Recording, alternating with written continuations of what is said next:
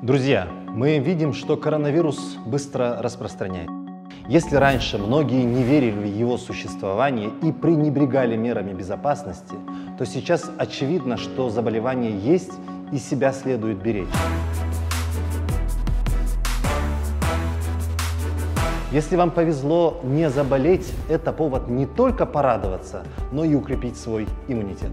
Самая правильная мера предосторожности – не выходить из дома. Соблюдайте домашнюю изоляцию.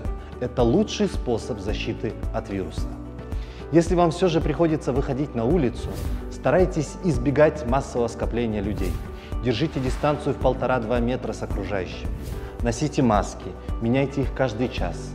Чтобы постоянно не покупать новые, запаситесь многоразовыми масками. После ношения их можно постирать, продезинфицировать и использовать снова. Не снимайте маски в общественных местах, особенно в транспорте. Они защитят не только вас, но и окружающих от вас.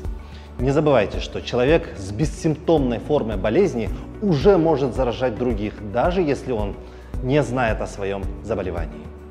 Не трогайте глаза, нос и рот необработанными руками. Чаще мойте руки и используйте антисептик. Вернувшись домой, продезинфицируйте принесенные вещи – телефон, кошелек, покупки, обувь. Сразу отправляйте в стирку одежду, в которой были на улице. Ешьте больше витаминов. Фрукты и овощи укрепляют иммунитет. Для поддержания иммунитета также полезны умеренные физические нагрузки, правильное питание и здоровый сон. Стресс снижает ваш иммунитет.